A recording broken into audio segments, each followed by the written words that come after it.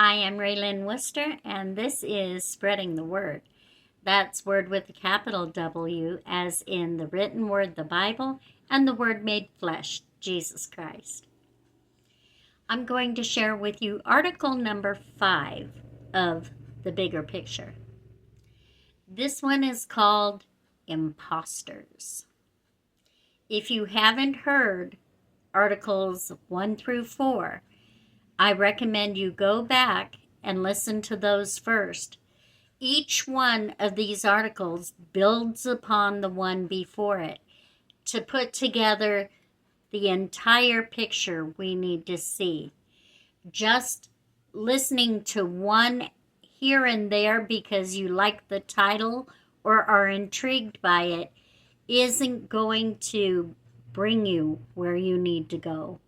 So please, if you haven't already, listen to articles number 1 through 4. And now I'm ready to present Article 5, Imposters. What do the Yiddish-speaking Jewish bubby, grandmother, and the tight-fisted, money-hungry Jewish banker have in common? They're not Jews.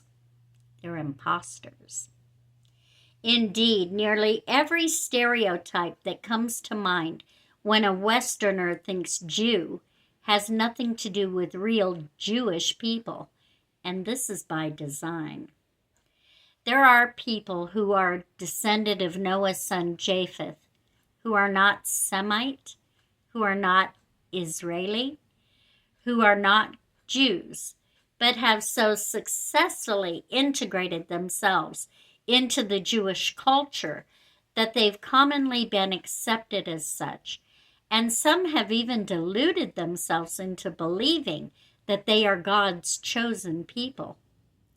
Jesus referred to these in Revelation 2:9 as those who call themselves Jews and are not, but are of the synagogue of Satan.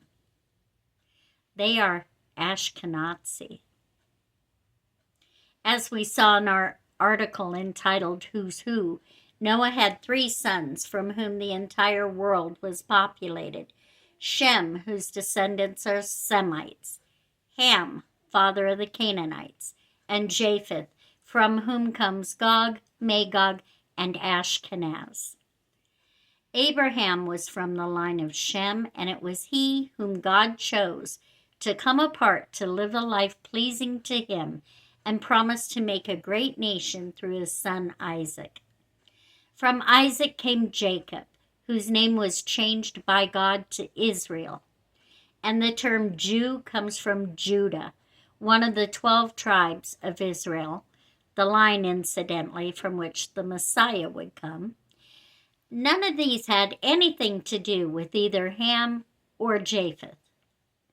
None of Ham or Japheth's descendants were ever Jews, Israelites, or Semites.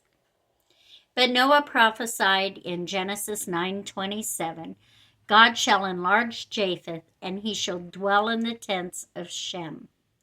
We see that borne out today. Japheth's descendants, the Ashkenazi, make up 90% of Jews worldwide and 95% of Jews living in the United States of America. The large percentage is due to the enlarging of Japheth, and the fact that they are considered Jews is due to their dwelling in the tents of Shem. Ashkenazim are commonly referred to as European Jews. Ashkenaz was the son of Gomer. In the Babylonian Talmud, the name Gomer is rendered as Germania, and Ashkenaz is linked to Scandinavia, viewed as the cradle of Germanic tribes. Ashkenaz has also been identified with the lands of tribes neighboring the Slavs and Eastern and Central Europe, and with the Khazars. According to Wikipedia, Yiddish is the historical language of the Ashkenazi.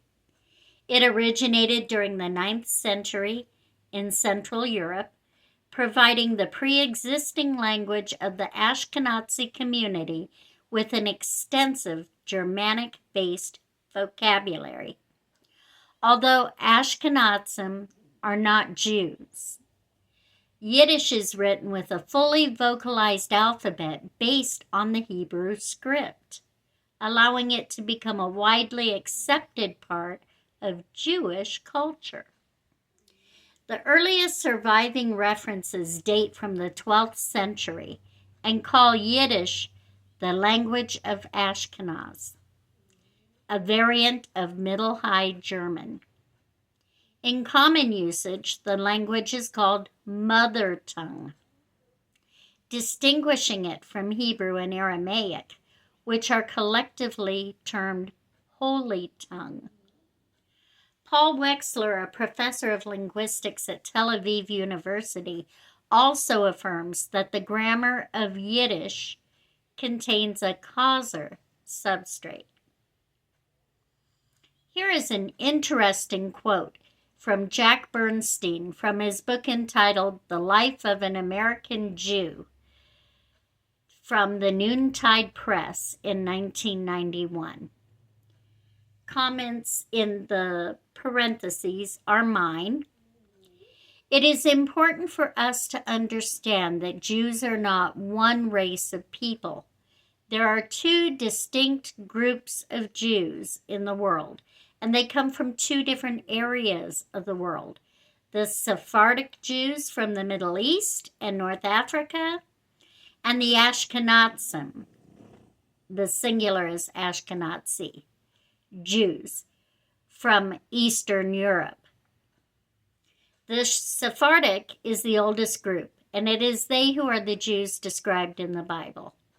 They are blood relatives to the Arabs, descendants of Ishmael. The only difference between them is religion. At the eastern edge of Europe, there lived a tribe of people known as the Khazars, descended from Japheth. About the year 740 AD, the Khazar king and his court decided they should adopt a religion for their people. So representatives of the three major religions at that time, Christianity, Islam, and Judaism, were invited to present their religious doctrines. The Khazars chose Judaism, but it wasn't for religious reasons. If the Khazars had chosen Islam, they would have angered the strong Islamic world. So they played it safe. They chose Judaism. The Khazars chose Judaism for political reasons. It's also important to note that the Judaism the Khazars adopted was not the instruction handed down through Abraham, Isaac, and Jacob, but rather the corrupted version that returned with the Israelites from their Babylonian captivity. That note is mine and not part of the quote. So here we pick up the quote again. Sometime during the 13th century, the Khazars were driven from their land and they migrated westward, with most of them settling in Poland and Russia. These Khazars are now known as Ashkenazi Jews. Because these Khazar, Ashkenazi Jews, merely chose Judaism, they are not real Jews, at least not blood Jews. Throughout their history, these Polish and Russian Ashkenazim Jews practiced socialism and worked to have their ideas implemented in these countries. By the late 1800s, significant numbers of these socialist Jews were found in Germany, the Balkans, and eventually all over Europe. Because of their interference in the social and governmental affairs of Russia, they became the target of persecution by the czars. Because of this, migration of these socialist-oriented Jews began. Some went to Palestine, some went to Central and South America, and a large number of them came to the U.S. End of quote. This is the birthplace of anti-Semitism. Ashkenazim behaving badly and interfering where they didn't belong brought persecution upon themselves, and they cried prejudice. Anti-Semitism has nothing to do with Semites at all. It was created by these fake Jews as a way to protect themselves when they deliberately cause trouble. And it works. Anti-Semitism is rampant in the world today, and very little of it is actually focused on Semites. We will be digging deeper into the roles these imposters play in our world, who they are in today's society, and how they figure in the winter season of our nation's lifespan. If it looks like a duck and walks like a duck, it may not be a duck. It might be an imposter. Wow. What did you think of that? You know, digging into this, I learned so much. We have mistaken ideas about a lot of things because we take it at surface level and we never dig in and find out what's really going on. We never really see the bigger picture. Oh, I hope this is opening your eyes as it has opened mine. And if you know others who need to have their eyes opened, please share this with them.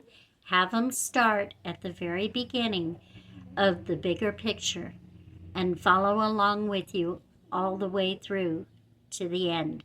You will be surprised what you uncover, and you'll have a much better understanding of our world, how it got the way it is, where it's going, and what can we actually do about it. Thank you. Please remember to like and subscribe and help me spread the word. God bless.